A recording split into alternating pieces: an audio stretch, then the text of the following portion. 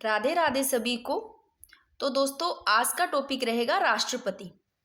कोशिश यही रहेगी एक ही क्लास में ये टॉपिक कंप्लीट करने की।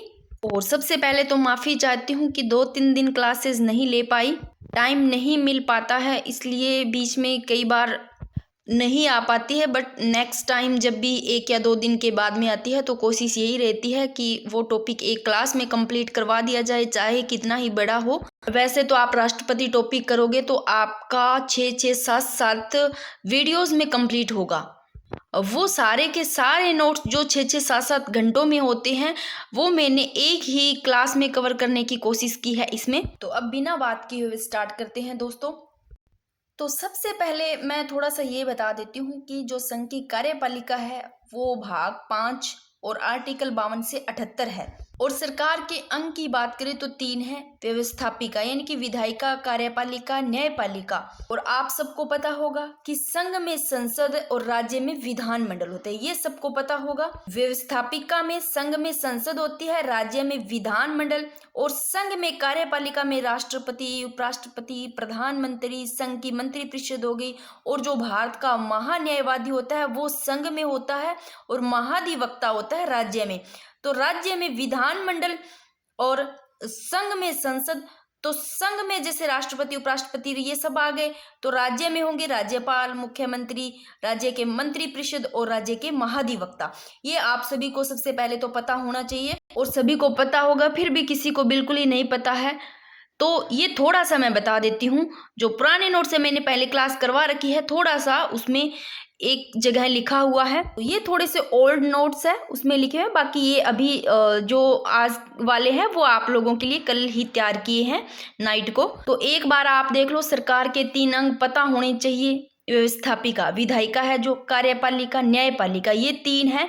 संघ में आपको पता है संसद होती है, राज्य में विधानमंडल होता है। कार्यपालिका में बात करें तो संघ में ये सारे आते हैं, राष्ट्रपति, उपराष्ट्रपति जो अपने पढ़ेंगे ना, ये संघ में पढ़ रहे हैं, अपने इंडियन पॉलिटी पढ़ रहे हैं। जब राजस्थान की राज व्यवस्था पढ़ेंगे तो उसमें ये सारे करेंगे। वैसे मैंने ना करवा रखी है, आप प्ले लिस्ट चेक कर लेना। राजस्थान की राज व्यवस्था के लगभग टॉपिक कवर करवा रखे हैं, शानदार तरीके से समझाए हुए हैं। तो राज्य में कार्यपालिका में ये आते हैं, ठीक है ना। देखो, संघ में भारत का महान्यायवादी होता है तो राज्य में महाधिवक्ता होता है राज्य के, ठीक है ना। न्यायपालिका में देखो, संघ में तो आता है उच्चतम न्यायालय, सुप्रीम कोर्ट, और राज्य में उच्च न्यायालय, हाई कोर्ट, ठीक है ना। ये ध्यान रखना आप, संघ में उच्चतम न्यायालय, राज्य में उच्च न्यायालय आता है, ठीक है। आप चाहे ऐसा का ऐसा आप अपने नोट्स में बना सकते हो ताकि आपको पता चल जाए। लो, तो अब स्टार्ट करते हैं सबसे पहले आर्टिकल की। और इससे पहले थोड़ा सा ना अपने राष्ट्रपति के बारे में छोटी छोटी चीजें पढ़ लेते हैं। वैसे तो मैंने जब स्टार्टिंग में आपको संविधान के लिए क्लास करवाई थी, उससे पहले एक क्लास लगाई है मैंने जिसमें सारी की सारी बेसिक चीजें बताई है। तो मूल किताबें हैं, तो मूल किताबों का अर्थ यही है कि जो बेसिक चीजें हैं वो सारी आपको कवर करनी है। तो मैंने बेसिक से लेकर के डीपली सब कुछ करवाने की कोशिश की है अपनी तरफ से। तो ये देखो, पुराने जो नोट्स है इसमें लिख रखा है मैंने छोटी छोटी चीजें, एक बार इसको देख लो कि राष्ट्रपति राष्ट्र की एकता, अखंडता एवं सुदृढ़ता का क्या है, प्रतीक है। भारत का ये प्रथम नागरिक है राष्ट्रपति, राज्य का प्रमुख होता है। भारत का एक गणराज्य है। क्यों है भाई ये गणराज्य, भारतीय गणराज्य क्यों है? कहा नहीं है, भारत क्या है, एक गणराज्य। गणराज्य क्यों है? क्योंकि यहाँ राष्ट्रपति क्या होते हैं, निर्वाचित होते हैं। और ये प्रश्न 2014 में पूछा गया है कि भारत गणराज्य क्यों है, क्योंकि राष्ट्रपति क्या होते हैं, निर्वाचित होते हैं। इसलिए क्योंकि मैं तो इसी तरीके से पढ़ाती हूँ और मेरा बस ये एक ही उद्देश्य रहता है कि आपको बिल्कुल छोटी सी छोटी चीजें समझा करके डीपली करवा दूं। मुझे कोई जरूरत नहीं थी राष्ट्रपति दोबारा टॉपिक करवाने की, और सब्जेक्ट काफ़ी है वो भी करवा देती। इंडियन पॉलिटी क्यों लिया है मैंने, क्योंकि आपको राजस्थान जो ज्योग्राफी है हर जगह क्लासेस भी मिल जाएगी, मैंने भी करवाए हैं। और जो आर्ट एंड कल्चर है वो सब जगह मिल जाएगी। पर जो पॉलिटी है वो एक तो बहुत कम पढ़ते हो आप, बार बार आप लोगों ने ज्योग्राफी पढ़ा होगा, अभी रीट में भी पढ़ा होगा। तो जो चीज़ें पढ़ रखी आपको आदत हो गई है, वो ही चीज़ें जो आपको अच्छी लगती है ना, आपको याद होते हैं, आपको लगता है जो चीज़ अच्छी लगती है वो आप बार बार पढ़ोगे। और आपको आदत नहीं पड़ी है अब तक, जो चीज़ आपको टफ लगती है या याद नहीं होता वो पढ़ने की आदत नहीं पड़ी। अगर आप वो पढ़ना स्टार्ट कर दोगे जो आपको सही लगता है, अब देखो मैंने ये नोट्स बनाए हैं ना, आप लोग जब एनसीईआरटी की बुक्स पढ़ते हो ना तो आपका मन नहीं करता होगा, बहुत ज़्यादा बोर होते होंगे, तो ऐसे नोट्स पढ़ने में भी मज़ा नहीं आता है। और जिन्होंने ये बात समझ ली कि जहाँ से हमको ऐसे लगता है ना कि हम तो इन नोट्स से बोर हो रहे हैं, अगर वो आप लोगों ने उसमें इंटरेस्ट लेकर के वो पढ़ लिया तो सच में आपकी तो चांदी चांदी होने वाली है, सच बता रही हूँ मैं। तो सबसे पहले बात करते हैं, देखो अनुच्छेद 52 में क्या है कि 52वां राष्ट्रपति आपको ध्यान रखना है। कई बार सीधे सीधे अनुच्छेद से प्रश्न आ जाता है, नहीं तो कथनों में भी आ जाता है आर्टिकल दे करके कि जैसे 54 में ये डाल दिया, इसका 55 में कोई और डाल दिया, तो असत्य कौन सा है। तो आपको एक बार आर्टिकल अच्छे से देखना है। और इसमें जो ट्रिक होती है ना वो आप उस टाइम याद नहीं कर पाते हो का कि कोई इस प्रकार की जो ट्रिक लिखाई हो हर किसी ने करवा रखी होगी, तो वो क्या एग्जाम टाइम में आपके याद रहती है, किसी चीज़ से कनेक्ट करके याद करते हैं ना खुद, या फिर अगर किसी के थ्रू याद होता है तो ठीक है, वरना खुद कर लिया करो, खुद का ज़्यादा याद रहता है। क्योंकि आज की क्लास में थोड़ा सा मैंने ज़्यादा बोला है, इतना मेरा नहीं रहता है कि किसी भी क्लास में ज़्यादा बोलूँ, बट थोड़ा सा बताना भी जरूरी होता है, क्योंकि आप भी अभी ना कभी रेस्ट करते हो कभी पढ़ते हो, मुझे पता है अभी आपका मन नहीं है, बिल्कुल एग्जाम आएगा ना तब आप भागोगे, तब कुछ नहीं होने वाला, फिर आपको घबराहट ही होएगी। आप पहले पढ़ते हो नोट्स बनाते हो, उस टाइम में 2-3 बार रिवीजन हो जाता है ना, अभी आप साथ साथ में रिवीजन करते जाओगे पीछे वाले का, है ना, और लास्ट में जब एग्जाम में टाइम में करोगे तब वो घबराहट नहीं होगी, आपको कॉन्फिडेंस आएगा। तो सबसे पहले देखो 52वां राष्ट्रपति देखना है। आर्टिकल 52 में क्या है कि भारत में एक राष्ट्रपति होगा। अनुच्छेद 53 में क्या है, देश की समस्त कार्यपालिका किसमें निहित होगी, राष्ट्रपति में निहित होगी 53 में। और इन शक्तियों का प्रयोग राष्ट्रपति या तो स्वयं खुद करेंगे या जो अधीनस्थ अधिकारी है वो करेंगे। अधीनस्थ अधिकारी यानी कि जो मंत्री परिषद है, या तो राष्ट्रपति देखो खुद करते हैं या फिर उन मंत्रियों से ना, तो अधीनस्थ अधिकारी करेंगे इन शक्तियों का जो प्रयोग है। तो ये 2 आर्टिकल तो आपको पता हो गए होंगे। एक बार मैं आर्टिकल फटाफट करवा देती हूँ कि 52वां राष्ट्रपति ध्यान रखना है, ठीक है, नहीं कि 52 भारत में एक राष्ट्रपति होगा, 53 में देश की समस्त कार्यपालिका राष्ट्रपति में निहित होगी। और जो ये शक्तियां या तो राष्ट्रपति स्वयं इनका प्रयोग या फिर अधीनस्थ अधिकारी जो मंत्री परिषद है वो करेंगे। अनुच्छेद 54 में निर्वाचक मंडल, देखो 54 निर्वाचक मंडल, 54 55 पैसे प्रक्रिया, निर्वाचन प्रक्रिया, 56 में कार्यकाल, 57 में पुनर्निर्वाचन। अब आप 4 को साथ में पढ़ो कि 54 में पहले निर्वाचक मंडल, 55 में आएगा यानी कि निर्वाचन प्रक्रिया, 56 कार्यकाल से याद कर लो, 57 राष्ट्रपति का पुनर्निर्वाचन है, 58 में है योग्यताएं, जो अहर्ताएं हैं राष्ट्रपति पद के हेतु जो योग्यताएं हैं वो 58 में है। तो 59 में 59 में क्या है, राष्ट्रपति पद से संबंधित जो शर्तें 59 में है, 60 में शपथ है राष्ट्रपति की, और 61 में महाभियोग, राष्ट्रपति पर महाभियोग चलाने की जो प्रक्रिया है वो अनुच्छेद 61 में। अब आप एक बार इन आर्टिकल को देखो, 52वां राष्ट्रपति पढ़ो, 53 में यानी कि देश की समस्त कार्यपालिका राष्ट्रपति में निहित होगी, जो अंडरलाइन किया उन पे ही ध्यान देना है। 54 में आपको निर्वाचन मंडल ध्यान रखना, 55 में निर्वाचन प्रक्रिया, 56 में कार्यकाल, 57 में पुनर्निर्वाचन, 58 में योग्यताएं, 59 में शर्तें हैं, 60 में शपथ है, 61 में महाभियोग। चल नेक्स्ट चलते हैं अपने। एक बार मैं थोड़ा सा इन ओल्ड नोट्स पे लेकर के जाती हूँ, क्योंकि यहाँ पर मैंने ये भी लिखा हुआ है कि क्वेश्चन बने हुए ताकि आपको पता चल जाए कि अब तक अपन ने पढ़ा 52 में भारत के राष्ट्रपति होगा, 53 में ये चीज पढ़ी कि कार्यपालिका शक्ति राष्ट्रपति में निहित होगी, ठीक है ना। 53(2) में पूछ रहे तो संघ के रक्षा बलों का सर्वोच्च समावेश राष्ट्रपति में निहित, ये थोड़ा रहने दो, आप इतना ही ध्यान रखना। 54 में ये हो गया कि राष्ट्रपति का निर्वाचन। देखो 55 में बात करते तो निर्वाचन जो प्रक्रिया है वो कैसे होती है, राष्ट्रपति के लिए निर्वाचन प्रक्रिया होती है आनुपातिक प्रतिनिधित्व पद्धति के अनुसार एकल संक्रमणीय मत तथा गुप्त मतदान द्वारा होता है। तो मतदान होगा इनका गुप्त, और उस नोट्स में मैंने ये सारा संपूर्ण लिखा, उसमें मैं इसको समझाऊंगी अच्छे से। अब ना अपनों ने पढ़ा इतने जो आर्टिकल है, इसमें सबसे पहले अपने ना एक बार देख लेते हैं कि राष्ट्रपति की जो योग्यताएं है। सबसे पहले देखो बात करते हैं कि आर्टिकल तो ऐसे पढ़ेंगे इनको सिक्वेंस वाइज, बट सबसे पहले देखो राष्ट्रपति बनना है तो राष्ट्रपति की योग्यता ही देखेंगे ना। अभी योग्यता क्या है राष्ट्रपति बनने के लिए, योग्यता तो देखी जाएंगी जो अहर्ताएं हैं। तो सबसे पहले आर्टिकल जो 58 है उसमें देखते हैं कि क्या क्या योग्यताएं हैं। ये देखो क्या क्या योग्यताएं, पहले तो देखो कि कौन से आर्टिकल में है राष्ट्रपति की योग्यताएं हैं। आर्टिकल ध्यान रखना 58 में योग्यताएं, 58 58 58 इससे याद रख लेना। क्या क्या योग्यताएं हैं कि वह भारत का नागरिक हो, बस केवल भारत का नागरिक होना चाहिए, जरूरी नहीं है कि वो मूल में था या कैसे, जिससे भी हो, बस वो भारत का नागरिक होना चाहिए। न्यूनतम आयु की बात करें तो कितनी हो, 35 वर्ष होनी चाहिए। और लोकसभा सदस्य बनने जैसी क्या होनी चाहिए, उसमें योग्यता होनी चाहिए। और किसी भी लाभ के पद पर नहीं हो भी, ठीक है ना।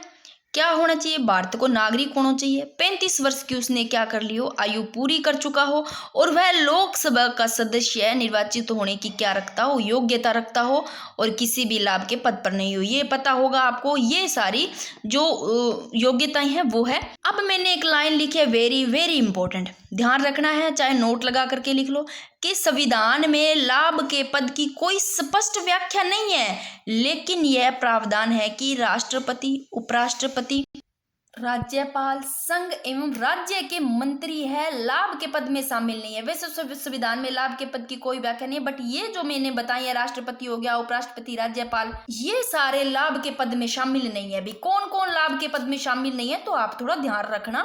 एक बार देखो, अपनों ने आर्टिकल पढ़ा है 52वां राष्ट्रपति, 53 में आपको इतना ही ध्यान रखना है कि देश की समस्त कार्यपालिका शक्ति किन में, राष्ट्रपति में निहित। 54 में निर्वाचक मंडल, क्लास में याद हो जाएंगे, बार बार पढ़ोगे तो। 55 में निर्वाचन प्रक्रिया, निर्वाचन प्रक्रिया। 56 में आएगा कार्यकाल। 57 में पुनः निर्वाचन। जो चीज याद नहीं रहती वो थोड़ा एक्स्ट्रा लिख लिया करो आप, एक्स्ट्रा पेज पर, याद होती है उनको बार बार चाहे मत पढ़ो, जो नहीं याद होती है। 58 में योग्यताएं आ गई। 59 में है शर्तें, और 60 में शपथ है। 61 में महाभियोग। लाइट आते ही हो गई ना रोशनी। अब वेरी वेरी इंपॉर्टेंट, ये लाभ के पद का एक वाद है, ये ध्यान रखना। कौन सा वाद है, जितने भी वाद है आपको ध्यान रखने हैं। ये है जया बच्चन बनाम भारत संघ 2006। इसमें जो जया बच्चन बनाम भारत संघ 2006 है, इसमें सुप्रीम कोर्ट ने कहा कि ऐसा व्यक्ति जो केंद्रीय राज्य से वेतन, सुविधा, शक्ति प्राप्त करता है, वो लाभ के पद में शामिल माना जाएगा। क्या, कौन से वाद में, जया बच्चन बनाम भारत संघ 2006 में उच्चतम न्यायालय ये कहते हैं कि ऐसा कोई व्यक्ति है जो केंद्रीय राज्य से ना वेतन, सुविधा, शक्ति ये सारे प्राप्त करता है, वो लाभ के पद में शामिल माना जाएगा, केंद्रीय वाला, ठीक है। ये इस वाद में कहता है, तो ध्यान रखना। फिर है नोट, राष्ट्रपति हो गया, उपराष्ट्रपति, राष्ट्रपति के बाद में अपन उपराष्ट्रपति पढ़ेंगे। राष्ट्रपति, उपराष्ट्रपति, निर्वाचन अधिनियम 1952, जिसमें संशोधन कब हुआ, 1997 में, संशोधन 1997 ध्यान रखना। तो इसमें देखो, इसमें प्रावधान क्या है, राष्ट्रीय उपराष्ट्रपति निर्वाचन अधिनियम 1952 है। इसमें प्रावधान है कि राष्ट्रपति उम्मीदवार को 50 प्रस्तावक एवं 50 अनुमोदक की आवश्यकता होती है। और जमानत राशि कितनी की, जमानत राशि 15,000। यदि मान लो कोई उम्मीदवार है, कुल आवश्यक मतों का, जितने टोटल आवश्यक मत है उनका मान लो 1/6 मत प्राप्त नहीं कर पाता है, तो ये जो उसकी जमानत राशि है वो आरबीआई में जमा हो जाएगी। तो भाई राष्ट्रपति है, निर्वाचन के लिए कोई भी मतदान है उसको 50 प्रस्तावक और 50 अनुमोदक है, इसके द्वारा जो प्रस्तावना देना है वो कितना जरूरी है, 15,000 रुपये जमानत राशि। और जमानत राशि है वो भारतीय रिजर्व बैंक आरबीआई में जमा की जाती है, जमा यहाँ करनी होती है। और अगर कोई उम्मीदवार कुल जो वेद मत है उनका मान लो 1/6, ध्यान रखना कितना, 1/6 मत प्राप्त नहीं होता है, तो जो जमानत राशि है वो क्या कर ली जाती है, जब्त कर ली जाती है। तो अब 1/6 यानी कि मान लो 600, कितने टोटल 600 वोट है, और 600 का 1/6 करो, 100 वोट, मान लो 600 है, और इस 600 का जब आप 1/6 निकालोगे, 1/6 निकालोगे तो 100 आएगा। अगर वो 1/6 वो मान लो उसको वोट नहीं मिलता है 100, है ना, तो उसकी राशि क्या कर दी जाएगी, जब्त कर दी जाएगी। तो ये चीजें आपको पता होनी चाहिए। तो अब आपको इसमें बस इतना ही ध्यान रखना है कि राष्ट्रपति उम्मीदवार को कितने कितने प्रस्तावक और अनुमोदक की जरूरत होती है। 50 तो प्रस्तावक और 50 अनुमोदक, ये 100 है, 50 प्रस्तावक है, 50 अनुमोदक, दोनों को ऐसे नहीं है कि भाई कि इनके एक हो गए, दोनों को 100 यानी 50 इधर से 50 इधर से, 100 दोनों। अब देखो एक बार फिर से थोड़ा देख लो, बार बार देखोगे तो याद हो जाएगा।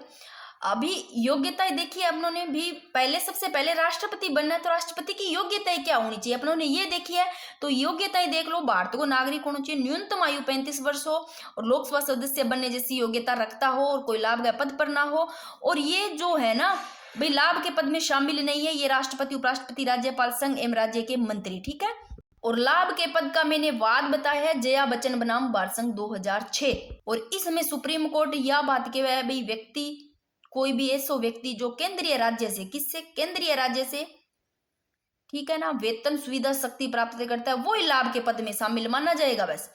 और फिर मैंने बताया है राष्ट्रपति उपराष्ट्रपति निर्वाचन अधिनियम 1952 जो संशोधन 1997 में, तो इसमें देखो 50 प्रस्तावक और 50 अनुमोदक होने चाहिए, जमानत राशि 15,000 होनी चाहिए।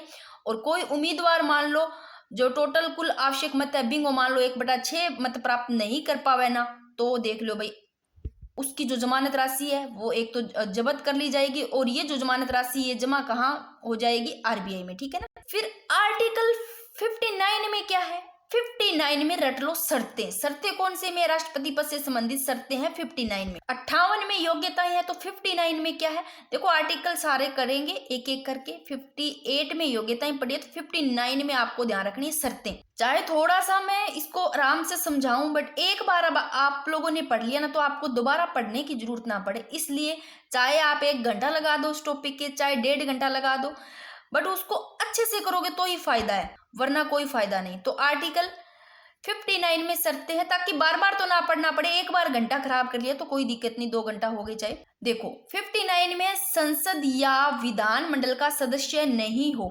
59 ये बात कहता है कि राष्ट्रपति बन गयो ना, राष्ट्रपति बनने के बाद में व्यक्ति किसका, संसद या विधान मंडल का क्या नहीं हो, सदस्य नहीं होगा, ये बात कहता है 59। अगर वो हुआ तो भाई, अगर वो संसद या विधानमंडल का सदस्य हुआ ना, यदि है तो वो त्याग पत्र दे दे, त्याग पत्र खुद दे दे, अथवा पद धारण करते ही उसकी क्या हो जाएगी, सदस्यता समाप्त हो जाएगी। 59 यही बात कहता है कि संसद और विधानमंडल को सदस्य नहीं होना चाहिए ये राष्ट्रपति बनने के बाद में। अगर वो है तो वो या तो त्याग पत्र दे दे, अगर वो नहीं देता है तो पद धारण करते ही उसका अपने आप ही क्या हो जाएगी, सदस्यता समाप्त हो जाएगी। भाई यही तो बात कहता है, नहीं होना चाहिए।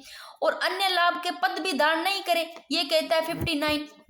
शर्तें ये होनी, शर्त है ये, ना कि ये योग्यताएं हैं। योग्यताएं तो आगे क्वालिफिकेशन, भाई राष्ट्रपति बनने के लिए क्या क्या होनी चाहिए, शर्तें भाई मान लो ये नहीं मानता है तो उसकी क्या हो जाती है, उसका जो पद है वो अपने आप ही, उसके पद की सदस्यता क्या है वो अपने आप ही समाप्त हो जाती है। लाभ के पद पर है तो भी हो जाती है, तो अन्य लाभ का पद धारण न करे।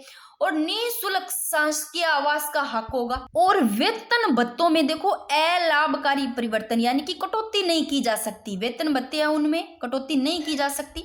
यहाँ अलाभकारी परिवर्तन की बात हो रही है, एक बार मान लो नियुक्त हो गया तो उसके बाद जो अलाभकारी यानी कि जिनसे उसको मान लो कोई लाभ न हो, ठीक है ना, अलाभकारी परिवर्तन नहीं की जा सकती। और वर्तमान में राष्ट्रपति का वेतन की बात करें तो 5 लाख प्रति माह है। और वेतन भत्तों का उल्लेख अनुसूची है, ये अनुसूची 2 में है। आप इनको अनुच्छेद मत समझ लेना, या तो मैं लिख देती हूँ, ठीक है। थोड़े से जो ओल्ड नोट्स है इसमें एक बार इसी को ही पढ़ लो कि 59 पढ़ा है आर्टिकल, क्या पता आपको ये थोड़ी शॉर्ट में आपको समझ में आ जाए कि राष्ट्रपति पद के लिए शर्तें हैं 59 में। यानी कि राष्ट्रपति देखो बनने के बाद में, मान लो राष्ट्रपति बन गया, उसके बाद में मान लो वो व्यक्ति अगर संसद के किसी सदन या राज्य के विधानमंडल का सदस्य है तो वो क्या कर दे, त्याग पत्र दे दे। अगर वो पद धारण करता है तो उसी समय पद धारण करते उसकी सदस्यता समाप्त हो जाती है। तो इन पद पर नहीं होगा, किन पर, राष्ट्रपति बनने के बाद संसद या किसी सदन, संसद के किसी सदन या राज्य के विधानमंडल का। और लाभ का पद धारण भी नहीं करेगा, ये 2023 में पूछा गया प्रश्न है। उपलब्धियां, भत्तों, विशेष अधिकारियों का हकदार होगा, बट वेतन भत्तों में अलाभकारी परिवर्तन नहीं किया जा सकता। नोट, राष्ट्रपति का वेतन भत्ता एवं पेंशन संशोधन अधिनियम 2008 के अनुसार 1,50,000 रुपए था। वर्तमान में राष्ट्रपति का वेतन कितना है, 5 लाख रुपए है, ठीक है ना, ये थोड़ा ध्यान रखना। नेक्स्ट लाइन लिखिए, राष्ट्रपति के वेतन भत्ते भारत की किस संचित निधि से प्रदान किए जाते हैं। कौन सी निधि प्रभावित होंगे, भारत की संचित निधि पर ध्यान रखना राष्ट्रपति के वेतन भत्ते।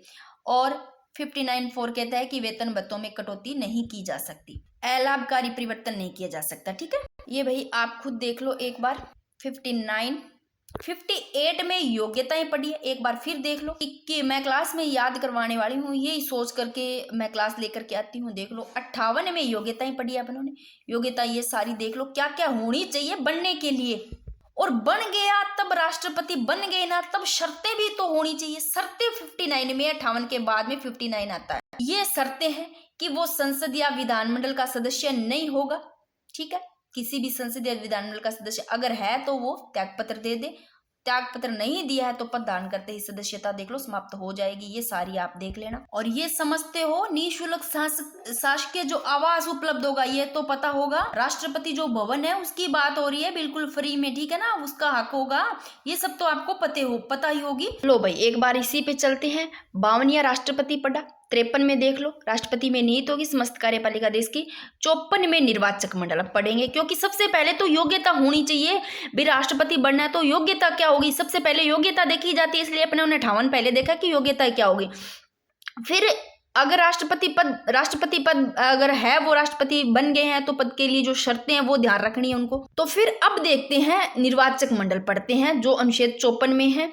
एक थोड़ा टाइम नहीं मिल पा रहा है इन दिनों में दोस्तों, क्योंकि बच्चों के टेस्ट चल रहे हैं तो बहुत सारे काम हो जाते हैं, बहुत सारे, सच बता रही हूँ मैं। फिर भी मेरी ये कोशिश रहती है कि दिमाग में ये चलता रहता है कि शायद कोई मेरा वेट कर रहा है भी, क्लास नहीं आई 1 या 2 दिन, ये जरूर माइंड में रहता है। फिर भी आप सबके लिए क्लासेस लेकर के आती हूँ, नाइट को नोट्स तैयार करती हूँ, नोट्स बना करके क्लास आती है कई बार। अब ये तो नाइट को मान लो एक दिन में मैंने 2 घंटे या 1.5 घंटे लेकर के, जिससे भी थोड़ी थकान हो जाती है। उसके बाद में क्या है, 2-3 दिनों में मेरे ये राष्ट्रपति वाले आप सभी के लिए नोट्स तैयार हुए हैं।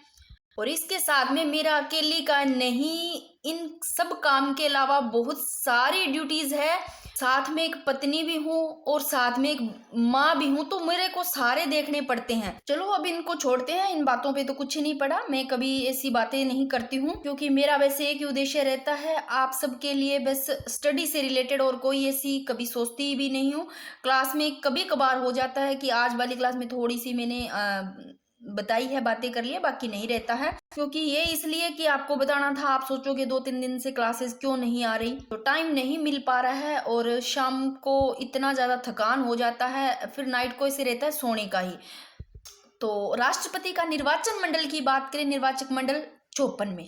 अब बात करते हैं कौन कौन राष्ट्रपति के चुनाव में भाग लेंगे। कौन कौन लेंगे भाई, लोकसभा राज्यसभा के जो निर्वाचित सदस्य है। यहाँ बात हो रही है निर्वाचित सदस्य की, ठीक है ना, क्योंकि लोकसभा राज्यसभा के निर्वाचित सदस्य भाग लेंगे। लोकसभा, राज्यसभा और विधानसभा, ये देखो सभी राज्यों के विधानसभा के ये सब निर्वाचित सदस्य जो भाग लेंगे। ये देखो नोट, वे सदस्य जो राष्ट्रपति चुनाव में भाग नहीं लेंगे, मनोनीत सदस्य भाग नहीं लेंगे। और विधान परिषद के जो सदस्य है ये भी भाग नहीं लेंगे और मनोनीत भाग नहीं लेंगे। कौन से लेंगे, तो निर्वाचित सदस्य भाग लेंगे। और एक वेरी वेरी इंपॉर्टेंट लाइन कि 17वां संविधान संशोधन 1992 द्वारा, कौन सा 17वां संविधान संशोधन 1992 द्वारा दिल्ली व पुदुचेरी केंद्र शासित प्रदेशों के विधानसभा के निर्वाचित सदस्य इसमें भाग लेंगे। बट इन्होंने भाग लिया कब, पहली बार इन्होंने भाग लिया 1997 में लिया था। अब देखो 17वां संविधान संशोधन 1992 द्वारा ये भाग लेंगे निर्वाचित सदस्य, ठीक है। तो राष्ट्रपति के निर्वाचक मंडल की बात करें तो 54 में कौन कौन राष्ट्रपति चुनाव में भाग लेंगे देख लो, मैंने शॉर्ट में लिखा है लोकसभा, राज्यसभा, विधानसभा, इन सबके निर्वाचित सदस्य। और जो 17वां संविधान संशोधन 1992 इसके द्वारा दिल्ली, पुदुचेरी केंद्र शासित प्रदेशों के विधानसभा के निर्वाचित सदस्य भाग लेंगे, ठीक है। अब बात करते हैं कौन कौन भाग नहीं लेंगे। वे सदस्य जो राष्ट्रपति चुनाव में भाग नहीं लेंगे, मनोनीत सदस्य और विधान परिषद के सदस्य भाग नहीं लेंगे, ठीक है। और विधानसभा के निर्वाचित सदस्य जरूर भाग लेंगे, ठीक है। अब एक लाइन लिखिए, वेरी वेरी इंपॉर्टेंट, ये पूछा गया प्रश्न है, क्या आंग्ल भारतीय सदस्य राष्ट्रपति चुनाव में भाग ले सकते हैं। हाँ, आंग्ल भारतीय सदस्य राष्ट्रपति चुनाव में भाग ले सकते हैं, लेकिन निर्वाचित होने चाहिए, आंग्ल भारतीय निर्वाचित होने चाहिए। देखो यहाँ क्या है, ये लोकसभा, राज्यसभा और विधानसभा, इनके जो सदस्य है ये तो निर्वाचित होने चाहिए जो राष्ट्रपति के चुनाव में भाग लेंगे। बट मनोनीत सदस्य, विधान परिषद के सदस्य भाग नहीं लेंगे। जो आंग्ल भारतीय सदस्य है वो राष्ट्रपति चुनाव में भाग लेंगे, लेकिन ये होने चाहिए निर्वाचित। जैसे कौन थे, जैसे डेरेक जो ओ ब्रायन है भाई, जो निर्वाचित थे, ठीक है ना। ये एग्जाम्पल भी मैंने लिखा है, कौन है, डेरेक ओ ब्रायन। अब मैंने यहाँ बिल्कुल शॉर्ट में लिखा है, आप चाहे इसी प्रकार नोट्स बना सकते हो। वहाँ आपको थोड़ा ऐसे लगता है, लेंथी लगता है, तो आप अपने हिसाब से बना सकते हो, क्योंकि मेरा ये रहता है कि टाइम इसलिए लगता है, कोई भी एक जब अपने किसी भी टॉपिक पे नोट्स तैयार करते हैं ना, तो मैं इतनी सारी बुक्स रखती हूँ, एनसीईआरटी जो भी मेरे आगे आती है, ऑथेंटिक बुक्स भी है काफ़ी। एनसीईआरटी का तो मैं इसलिए लेकर के चलती हूँ कि मेरी ये कोशिश रहती है कि एनसीईआरटी अगर बुक आप नहीं पढ़ते हो तो वो उसमें सार जरूर रहता है। उसके अलावा कई ऐसी बुक्स हैं, अगर आप आरएस की तैयारी करते हो तो भी आप सबके लिए ये नोट्स बहुत ज़्यादा महत्वपूर्ण है, मैं बता रही हूँ, क्योंकि इन नोट्स पे मैं ही जानती हूँ मैंने कितनी मेहनत की है। तो आप एक बार देख लो कि राष्ट्रपति के चुनाव में भाग लेगा कौन, नहीं लेगा। भाग नहीं लेंगे मनोनीत सदस्य, विधान परिषद के सदस्य। अब बात करते हैं, भाग देखो लेंगे जो लोकसभा, राज्यसभा, विधानसभा, इनके निर्वाचित सदस्य, बट मनोनीत नहीं होंगे। फिर 17वां संविधान संशोधन 1992, दिल्ली व पुदुचेरी केंद्र शासित प्रदेशों के विधानसभा के निर्वाचित सदस्य भाग लेंगे, और भाग लिया कब, 1997 में, ठीक है ना। आंग्ल भारतीय सदस्य ले सकते हैं, बट क्या होने चाहिए, निर्वाचित होने चाहिए। आप इसी प्रकार शॉर्ट में भी लिख सकते हो। निर्वाचक की बात कौन से में है, अनुच्छेद 54 में। ये फिर से देख लो एक बार कि राष्ट्रपति का निर्वाचक मंडल 54 में। देखो एक बार आर्टिकल आप बार बार पढ़ोगे ना, फिर से याद हो जाएंगे। ये जिनके याद नहीं रहते, देखो अनुच्छेद 52 में राष्ट्रपति है, जो पहली बार कर रहा है उनके लिए तो मैं बता रही हूँ कि क्लास में याद करवाने का। बाकी जिन्होंने बहुत बार पढ़ रखा है वो शायद बोर भी हो रहेंगे, क्योंकि मैम बार बार करवा रहे हैं, ये सोच रहे होंगे आप क्यों करवा रही हूँ। हो सकता है आपके याद ना रहे, याद हो तो अच्छी बात है, ना हो तो भी आप एक बार इनको पढ़ लो साथ साथ। जैसे भी बार बार पढ़ाती हूँ तो आपको याद हो जाएंगे क्लास में। 53 में देश की समस्त कार्यपालिका शक्ति राष्ट्रपति में निहित होगी, 53 में 52 राष्ट्रपति, निर्वाचक मंडल 54 में। तो 55 में पैसे प्रक्रिया, निर्वाचन की प्रक्रिया होगी, कैसे होगी, प्रक्रिया पढ़ेंगे। 58 में पढ़ी ली योग्यता, 59 में दो साथ लेकर चलो, 58 में योग्यता है, 59 में शर्तें हैं। फिर 60 और 61 पढ़ो, 60 में शपथ है, 61 में महाभियोग है, यानी कि राष्ट्रपति पर महाभियोग चलाने की जो प्रक्रिया है कैसे हटाते हैं, ठीक है ना। तो आप देखो 54 में निर्वाचक मंडल पढ़ा है, 55 में निर्वाचन प्रक्रिया। ये लो भाई 55 में निर्वाचन प्रक्रिया क्या क्या है। ये जो निर्वाचन की प्रक्रिया है ये भी होगी, किस प्रकार प्रक्रिया होगी, कैसे होता है ना। सबसे तो पहली लाइन, चाहे तो आपको ये ऐसे आ जाए कि राष्ट्रपति निर्वाचन की प्रक्रिया चाहे रीति दे करके आ जाए, ठीक है ना। एक प्रश्न आपको पहला बन सकता है कि निर्वाचन की प्रक्रिया ली कहाँ से गई है, तो यूएसए से ली गई है। एक चीज इंपॉर्टेंट है, चाहे आपको बिल्कुल छोटे में लिखा हुआ लग रहा हो, पर इनमें सब कुछ वो मिल जाता है जो 5-5, 6-6 घंटे की क्लासेस है, वो सारी एक क्लास में मिल जाने वाला है।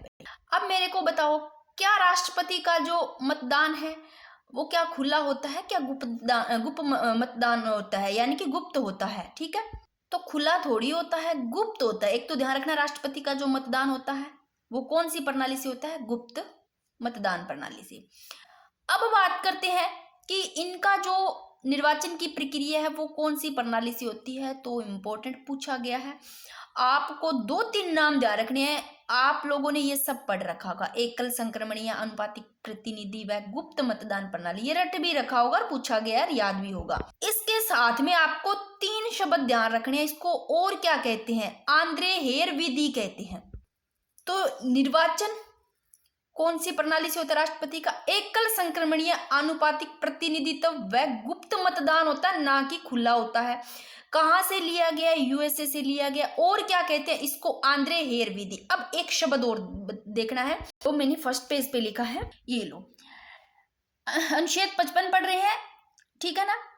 तो आपको ये ध्यान रखना है कि आनुपातिक प्रतिनिधित्व की एकल संक्रमणीय मत प्रणाली, सिंगल ट्रांसफरेबल वोट सिस्टम, ये नाम ध्यान रखना है, किसी प्रकार पूछा जा सकता है, तो आप अपनी नोटबुक में ऐसा का ऐसा लिख लेना चाहिए, क्योंकि जो प्रश्न पूछे जा रहे हैं उस ट्रेंड के अनुसार ही मैं करवा रही हूँ दोस्तों।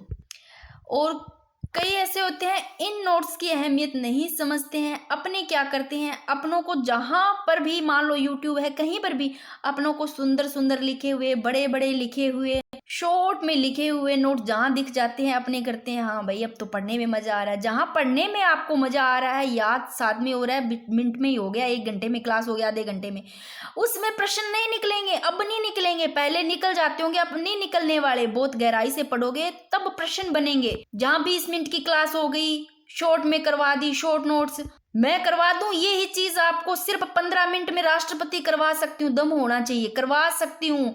मैंने हर तरीके से पढ़ा करके देखा हुआ है। कल ही यहाँ 10th के बच्चे आए थे, राष्ट्रपति टॉपिक ही मैंने करवाया था, बहुत ही अच्छे तरीके से समझ में भी आ गया था उनके। मैंने दोनों ही तरीके शॉर्ट में भी समझा दिया, 10 मिनट में याद करवा दिया, आर्टिकल सब कुछ। और ये भी बोला कि अब ऐसे भी पढ़ लेना। तो जैसे भी अब आप लोगों ने देखे होंगे प्रश्न, तो भाई उस हिसाब से तो आपको पढ़ना पड़ेगा। चाहे ऐसे नोट्स में आपका मन ना लगे, मन लगाना पड़ेगा। चलो अब बातें नहीं, निर्वाचन प्रक्रिया की बात करें तो अनुच्छेद 55 में है राष्ट्रपति के निर्वाचन प्रक्रिया चाहे रीति लिखी आ जाए, ठीक है ना। यूएसए से ली गई है। मैंने 3 शब्द बताए हैं आपको, एकल संक्रमण या अनुपातिक प्रतिनिधित्व व गुप्त मतदान प्रणाली, ध्यान रखना। आंद्रे हेयर विधि भी बोलते हैं इसको। और मेरे को ये बताना, क्या अभी भी कोई वॉश की प्रॉब्लम आती है क्या, जैसे पीछे क्लासेस में आती थी। एक शायद पीछे वाले क्लास पे कमेंट हो, कमेंट के कई बार रिप्लाई नहीं दिए जाते, टाइम नहीं मिल पाता है दोस्तों, क्या करें। देख लेती हूँ कई बार, तो फिर अपने किसी का प्रश्न रहता है तो आप कमेंट बॉक्स में बता दिया करो, ताकि मैं नेक्स्ट क्लास में आपके प्रश्न का उत्तर दे दूँ। क्योंकि कमेंट लिखने में भी थोड़ा टाइम लगता है, और अच्छे अच्छे कमेंट आते हैं तो मन भी बहुत ज़्यादा प्रसन्न होता है। सच बता रही हूँ, खुशी मिलती है इतनी ज़्यादा। 4-5 जो है कि रेगुलर क्लासेस भी लेते हैं, और उनका एक क्लास में नाम भी लूँगी, अभी मेरे सभी का याद नहीं है। एक तो जैसे तमन्ना चौहान तो डेली देखती है, इतना प्यारा कमेंट करती है। ये डेली क्लासेस देखने वाले हैं ना, एक मेरे मन में जैसे इच्छा है, कुछ 1-2 बुक्स है जो एनसीईआरटी की 1 लाइनर है, जिससे भी है ना, तो कोशिश करूँगी इनको कैसे भी इनकी आईडी पर वो थोड़ी पीडीएफ डलवाने की, क्योंकि पढ़ते हैं, पढ़ने वाले हैं सच में, इनको क्लास का इंतजार भी रहता है। जो आपको पीडीएफ बना करके देता है ना। अब मैं बताऊँ एक बात, चलो आज क्लास में बात कर ही लेते हैं, कि एक का किसी भाई का कमेंट था। क्या कमेंट था? कमेंट ये था, किसी कमेंट पर किया था कि आपको पीडीएफ किसी शायद तमन्ना का, वो तो ऐसे नॉर्मल कमेंट करती है, उसका तो ऐसे किया हुआ था कि हम साथ साथ में मैम नोट्स बनाते हैं, वो बहुत अच्छी लड़की है। नीचे किसी का कमेंट था कि हम नोट्स बना तो ले, बट मैम पैसे लेते हैं पीडीएफ का। अरे भाई, पीडीएफ का मैं पैसे लूं, ऐसा कुछ हो ही नहीं सकता, क्योंकि मैं दे दूं आपको पैसे, मैं दे दूं, बता दो। कोर्स कहीं से कोर्स लेना है ना आपको, कहीं से किसी टीचर का, तो मेरे से संपर्क कर लेना, इतना कर सकती हूँ। आप अगर पढ़ने वाले हो भाई, भगवान ने सब कुछ दे रखा है आपको। आप जो मेरे से जुड़े हुए हैं पहले टेलीग्राम से, या जो भी यूट्यूब पर जितने भी जुड़े हुए हैं ना, उन सबसे पूछना कि मैंने क्या नहीं किया। आप सबको रात में इतना ज़्यादा होता था कि थकान हो जाती थी, फिर भी आपको साथ साथ में, जब पीछे एग्जाम हुए, 2nd grade, REET, 4th grade, जो भी एग्जाम हुए, साथ साथ में रात को मैं जितने भी करंट की क्लासेज है, जितने भी मैंने क्लासेज लिए, उन सब की पीडीएफ डालने की कोशिश करती थी। कई बार नहीं डाल पाती, फिर भी रहता था कि हाँ इनको डाल दूं।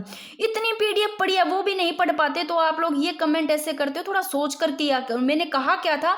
मैंने ये बोला था कि भाई मेरे से अभी पीडीएफ नहीं बन पाती है, क्योंकि टाइम नहीं मिल पाता, आप सभी को पता है। आप एक बात बताना, जो भी ये क्लासेस लेते हैं, जिन्होंने नोट्स बनाते हैं, क्या आप सब ये राष्ट्रपति का टॉपिक है, एक दिन में नोट्स बना लेते हो, लिख लेते हो? मुझे मेहनत नहीं लगती क्या? मेरे को टाइम नहीं लगता ये ना, जैसे मैंने नोट्स बनाया, नोट्स बनाती हूँ, फिर आप सबके लिए क्लास लाती हूँ, कितना टाइम लगता है? आप बना के दिखा दो, 1 पेज लिख के दिखा दो, लिख के दिखा दो।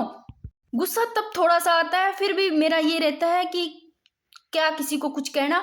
तो मैंने इसीलिए फिर भी बार बार आ रहे थे पीडीएफ के लिए कि मैम पीडीएफ दे दो, तो मैंने ये बोला था कि भाई पीडीएफ मेरे से नहीं बन पाएगी, बट मैं ये काम किसी और को दे दूंगी। मैंने किसी और को दिया, जिसको भी कहा भाई आप पीडीएफ बना करके बच्चों को दे देना, तो उसने बोला कि देखो टाइम किसी को नहीं होता। जिसने भी बोला कि मैम हम सिर्फ एक पीडीएफ का मैं 5 रुपए लूंगा और मैं बना करके दे दूंगा, आप मेरी आईडी दे देना, तो भाई वो जो पीडीएफ बनाता है वो कोई और है ना, कि मैं 5 रुपए का मैं क्या करूंगी बताओ। अगर कोई लेने में असमर्थ है तो मैं फिर भी बोला है 5 रुपए मेरे से ले लिया करो, आईडी दे देना, अपनी स्कैनर भेज देना, आप कमेंट करते हो तो डीपी पे लगा देना, मैं डलवा दूंगी, बताओ। इसलिए वो ये अगर आपको, आप पहली बात तो आप खुद नोट्स बना लिया करो इससे, ताकि आपको जरूरत ही ना पड़े। फिर भी किसी को रहता है तो ये बोला था कि जिसको काम दिया है भाई वो आपके सिर्फ 5 रुपए लेता है बेचारा, जो भी है। तो आप जिन बड़ी बड़ी कोचिंग सेंटर में देखते हो वहां ये इतने अच्छे नोट्स भी नहीं मिलते, फिर भी आप पैसे बर्बाद करते हो। वो चीजें कुछ देखते नहीं हो क्या आप? कभी तो सोच लिया करो कि हमारे लिए मैम कितना कर रहे हैं, फिर भी आप लोग ये कमेंट करते हो, थोड़ा दुख होता है भाई। मुझे क्या जरूरत थी दोबारा इन टॉपिक को करवाने की? बल्कि ये जो इंडियन पॉलिटी देखने वाले तो बहुत कम है, फिर भी कम देख रहे हैं। इतने लोगों के लिए मैं क्यों क्लास बना रही हूँ? क्योंकि मुझे लगता है जितने भी जुड़े हैं ना, जितने भी देख रहे हैं, वो ये सोच करके कि ये मुझे ये ना बोल दे कि मैम आपने बीच में छोड़ दिया, कि हम तो आपके भरोसे नोट्स बना रहे थे, आपने बीच में छोड़ दिया। थोड़ा दर्द होता है, इसलिए मैंने करंट की जो भी क्लासेस एक्स्ट्रा जीके की रहती है दूसरे चैनल पे डालने की कोशिश की, ताकि आपका बीच में कचरा ना हो। मैं तो इतना सोचती हूँ, फिर भी आप लोग पता नहीं क्या ऐसे क्यों करते हो भाई। अब बातें कुछ ज़्यादा हो गई, आज थोड़ा सा ऐसे ही था कि 2-3 दिन से वैसे ही थकान थी, तो थोड़ा कुछ बोल देते हैं तो ऊपर से थोड़ा और चिड़चिड़ा सा स्वभाव हो जाता है, इसलिए सॉरी। सबसे पहले तो सॉरी मांगती हूँ सभी से, कुछ ज़्यादा बोल दिया किसी को। तो निर्वाचन प्रक्रिया की बात करें तो ये यूएसए से ली गई है। एकल संक्रमणीय आनुपातिक प्रतिनिधित्व गुप्त प्रणाली होती है दोस्तों, इसको आंध्र हेयर विधि भी बोलते हैं। अब बात करते हैं राष्ट्रपति चुनाव में प्रत्येक मतदाता को वरीयता क्रम में मत देना होता है। एक वरीयता क्रम होता है, जैसे कि ए नंबर पे कोई खड़ा है, बी नंबर पे खड़ा है, सी नंबर पे खड़ा है, 3 मान लो या 4 जो जने खड़े हैं, तो वरीयता क्रम में मत देना पड़ता है। मान लो आपको ए ऑप्शन वाला सबसे बेस्ट लगता है तो आपको उसको फर्स्ट नंबर देना पड़ेगा। बी वाला नहीं लगता है, सी वाला सेकंड नंबर पे लगता है, उससे थोड़ा कम लगता है तो उसको सेकंड नंबर। इस प्रकार वरीयता क्रम में मत देना होगा। एवं जनसंख्या के अनुपात में मत मूल्य निकाला जाएगा। तो मत मूल्य होता है वो जनसंख्या के अनुपात में निकाला जाता है। और इसमें यह भी रहता है, मान लो आप 4 कैंडिडेट है और जो 4 कैंडिडेट खड़े हैं उनमें से मान लो आपको आपने फर्स्ट वरीयता नहीं भरी, आपको जो अच्छा लगता है फर्स्ट वरीयता नहीं भरी, तो आपका वोट क्या हो जाता है? खारिज हो जाता है। अब देखो, एक जो विधायक है एमएलए, इसका मत मूल्य कैसे निकाला जाता है? राज्य की जो कुल जनसंख्या, अब देखो जो जनसंख्या का आधार है वो 1971 का माना जाएगा। तो एक लाइन लिखी है मैंने, राष्ट्रपति चुनाव में 1971 की जनगणना का आधार माना जाएगा। वेरी वेरी इंपॉर्टेंट, क्योंकि इसी का ही माना जाएगा। 84 में संविधान संशोधन 2001 द्वारा यह प्रावधान किया गया कि 2026 तक 1971 की जनगणना का आधार माना जाएगा। देखो अब 2026 तक तो ऐसे की ऐसे यथावत रहने वाली है, 2026 तक, बाद में फिर हो जाएगा, ठीक है, जो भी होगा, ठीक है। अब बात करते हैं तो एक एमएलए जो विधायक है इसका मत मूल्य की बात करें तो राजस्थान की कुल जनसंख्या बटा में कुल निर्वाचित विधायकों की संख्या, जो एमएलए है इनकी जो संख्या है इंटू 1/1000। ये प्रश्न पूछा गया है, आप इनको जरूर ध्यान रखना, वेरी वेरी इंपॉर्टेंट, कि राजस्थान के एक विधायक का मत मूल्य कितना है। एक विधायक का मत मूल्य 129, छत्तीसगढ़ का भी 129 है, यूपी का पूछे तो 208, सिक्किम का कितना है? सिक्किम का 7, सबसे कम सिक्किम का है, और राजस्थान के एक विधायक का मत मूल्य 129 है, ठीक है। और ये लाइन जरूर ध्यान रखनी है। तो ये जो चुनाव होते हैं इसमें जो जनगणना का आधार माना जाता है 1971 का, अब 2026 तक ये रहने वाला है। अब फिर से देख लो, देखो अपनों ने क्या देखा अब तक, क्योंकि बीच में मैंने कुछ ऐसे ही बोल दिया तो आप लोग पहले के भूल गए होंगे, क्योंकि आज की क्लास में कुछ ज्यादा ही बोला है। तो एक बार मैं थोड़ा सा पीछे से करवा देती हूँ रिवीजन। देखो सबसे पहले तो पढ़ा है, कुछ चीजें मैं ना एनसीईआरटी की बुक में और लिखी हुई है वो थोड़ा सा और बता देती हूँ। ये चीजें देखो कि भारत के राष्ट्रपति का सरकारी आवास राष्ट्रपति भवन है, ये मैंने थोड़ा सा बताया भी था। 1950 ईस्वी तक इसे देखो क्या कहा जाता था, ये छोटी छोटी चीजें ध्यान रखना, कोई भरोसा नहीं है किसी चीज का। तो 1950 ईस्वी तक इसे वाइसराय हाउस कहा जाता था। इसके जो डिजाइन भी पूछा जा सकता है कि डिजाइन किसने तैयार किया, तो ब्रिटिश वास्तुकार ने। कौन?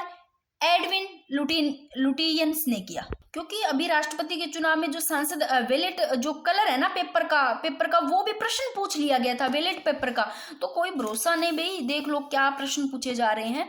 तो जो ब्रिटिश वास्तुकार है इसकी जो डिजाइन ब्रिटिश वास्तुकार ने किया, कौन है? एडविन लुटियंस, ठीक है। अब जो नीलम संजीव रेड्डी है, भारत के कैसे राष्ट्रपति है? भारत के ऐसे राष्ट्रपति है जो लोकसभा के अध्यक्ष भी थे। और 25 जुलाई 2022 को देश की 15वीं राष्ट्रपति द्रौपदी मुर्मू ने कार्यभार संभाला। तो 25 जुलाई से 2022 से लेकर के अब तक पता है आपको, ही है प्रथम आदिवासी राष्ट्रपति यही है। थोड़ा सा लिखा तो थोड़ा सा मैं बता दिया आपको। अब एक बार फिर से देख लो, 52 में राष्ट्रपति पढ़ा, 53 में याद हो रहा होगा साथ साथ में, या फिर बताना कि बार बार पढ़ने से बोर हो रही हो तो भी मेरे को एक बार कमेंट बॉक्स में बता देना, ताकि मैं इस हिसाब से ना करवाऊँ। बता देना कि मैम अब बार बार ऐसे रिविजन मत करवाया करो। 54 में है निर्वाचक मंडल, 55 में है निर्वाचन प्रक्रिया, क्योंकि ये इसलिए करवा रही हूँ क्योंकि बीच में मैंने थोड़ी एक्स्ट्रा बात भी कर ली भाई आज। अनुच्छेद 56 में कार्यकाल है, 57 में पुनर्निर्वाचन, 58 में योग्यताएं हैं। 58 में अब योग्यताएं क्या क्या है ये सारी देख लो एक बार, क्या क्या होना चाहिए। शर्तें क्या होनी चाहिए, तो शर्तें हैं किसमें, 59 में। शर्तें भाई ये होनी चाहिए कि वो संसद या विधानमंडल को किसी भी संसदीय विधान सदस्य नहीं होना चाहिए, अगर है तो वो या त्याग पत्र दे दे, अगर उसने पद धारण कर लियो तो फिर पद धारण करते हैं बिंग सदस्यता समाप्त हो जाएगी, ठीक है ना, और लाभ का पद पर बिना, ये शर्तें हैं भाई। और जो निःशुल्क जो भवन है, आवासीय जो शासकीय भवन आवास है अभी उसको हक होगा, राष्ट्रपति भवन है वो उपलब्ध होगा, ठीक है ना। तो ये चीजें मैंने बता दी आपको। और 60 में शपथ भी करेंगे, और 61 में महाभियोग चलाने की जो प्रक्रिया सब करेंगे अपने। फिर मैंने 54 करवाया। 54 में क्या है कि लोकसभा, राज्यसभा, विधानसभा इनके निर्वाचित सदस्य इसमें शामिल होंगे। ये देख लो कौन सा संविधान संशोधन है, इसमें जो भाग लेंगे दिल्ली, पुदुचेरी, केंद्र शासित प्रदेशों के विधानसभा के निर्वाचित सदस्य। और पूछ लेने उन्होंने भाग लिया कब, तो 1997 में भाग नहीं लेंगे वो मनोनीत सदस्य, विधान परिषद के सदस्य। आंग्ल भारतीय सदस्य भी राष्ट्रपति चुनाव में भाग लेंगे, लेकिन ये निर्वाचित होने चाहिए, ठीक है ना। फिर 55 पढ़े निर्वाचन प्रक्रिया। अनुच्छेद 55 में राष्ट्रपति की निर्वाचन की प्रक्रिया है, यूएसए से ली गई है। और कौन सी मत प्रणाली से होता है, गुप्त मत प्रणाली से होता है, ना कि खुले से। एकल संक्रमणीय आनुपातिक प्रतिनिधित्व से होता है इनका जो, और जिसे आंद्रे हेयर विधि भी बोलते हैं। और राष्ट्रपति चुनाव में प्रत्येक मतदाता को एक वरीयता क्रम में मत देना होता है, फर्स्ट सेकंड थर्ड जो भी आपको अच्छा लगे उस प्रकार से चुनना है, ठीक है ना। फिर मैंने बताया कि एक विधायक का मत मूल्य का सूत्र बता दिया मैंने। अब ये जरूर ध्यान रखना कि राष्ट्रपति के एक विधायक का मत मूल्य 129, छत्तीसगढ़ का भी 129, और उत्तर प्रदेश का 208, सिक्किम का सबसे कम 7, 7 से सिक्किम। फिर ये जरूर ध्यान रखना जनगणना का आधार ये 1971 का है, जो कि 2026 तक रहेगा। फिर एक सांसद का मत मूल्य क्या है भाई, सांसद के मत मूल्य का सूत्र है कि सभी विधायकों के मत मूल्यों का योग बटा निर्वाचित सांसद है उनकी संख्या कुल, ठीक है ना, बराबर 700। आपको 708 नहीं ध्यान रहना है, रखना है, कितना है, 700 है, क्योंकि 16वें राष्ट्रपति चुनाव में एक सांसद के जो मूल्य है वो 700 था, क्योंकि 1997 से लेकर के 2017 तक है ना एक सांसद के मत मूल्य का योग था, तब 708 था। अब आपको 700 ध्यान रखना है, क्योंकि अब इस वाले में जम्मू कश्मीर है, उसने क्या है भाग नहीं लिया था। ये देखो इसमें शायद मैंने नहीं लिखी है, आप भाई याद रखने के लिए लिखना चाहो तो लिख लेना, क्योंकि बाकी आपको इस पर ध्यान ही नहीं देना भी, 708 है ही नहीं, 700 है, ठीक है ना, सांसद का मत मूल्य। क्योंकि राष्ट्रपति चुनाव में 700 रहा था, क्योंकि जम्मू कश्मीर है वो उसमें क्या थी, भाग नहीं लिया, यानी कि विधानसभा भंग हो गई थी जम्मू कश्मीर की।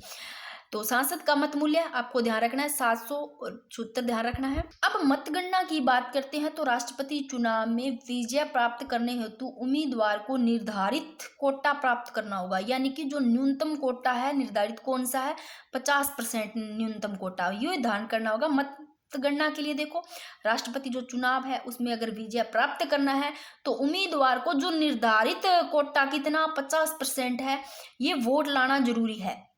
तो सूत्र क्या है निर्धारित कोटे का, कुल जो वेद मत है बटा में जो रिक्त पद है +1, यहाँ +1 कैसे भाई, कि मान लो टोटल वोट कितने, टोटल वोट है मान लो 600, कितने हैं, मान लो 600 है, तो न्यूनतम कोटा कितना पूछा है, न्यूनतम कोटा पूछा है 50%, तो 50% 600 का कितना हो गया 300, भाई आप 300 हो गया 50%, तो 300 +1 लाता है, यानी कि इस 600 में से इस 50% जरूरी है, 300 हो गया ना 600 का, +1 यानी कि 301 हो गया, इतना लाता है तो वही बंदा जीतेगा, ठीक है। एक बार फिर से देख लो, एक सांसद का जो मत मूल्य है सभी विधायकों के मत मूल्यों का योग बटा में निर्वाचित सांसदों की संख्या बराबर 700। फिर है मतगणना, राष्ट्रपति चुनाव में अगर विजय प्राप्त करना है तो उम्मीदवार को जो निर्धारित कोटा दिया है यानी कि 50% दिया है वो वोट लाना जरूरी है। और जो 16वां राष्ट्रपति चुनाव है इसमें एक सांसद के मूल्य का योग जरूर ध्यान रखना 700 ना कि 708 है। अब ये लाइन मैंने वही चीजें लिखी है 50% वाला, मत चाहिए इसको देख लेना। अब एक लाइन ध्यान रखनी है, वी गिरी 1959। अब मैंने क्या बताया, इस चुनाव में वरीयता होती है, वो वरीयता भरनी पड़ती है फर्स्ट सेकंड थर्ड। जो मान लो फर्स्ट चक्कर है, पहले चक्कर में है, उसमें मान लो किसी को क्या है, न्यूनतम कोटा है वो मान लो नहीं मिला है, फिर है ना जो द्वितीय जो सेकंड चक्कर है उसकी जो मतगणना है वो करवाई जाती है। तो अब एक बार पहली बार एकमात्र उम्मीदवार जिन्होंने देखो द्वितीय वरीयता में विजय होने वाले यानी कि द्वितीय जो वरीयता है उसमें जीत हासिल की थी, वो कौन से उम्मीदवार थे, ये वेरी वेरी इंपॉर्टेंट है, लिख लेना।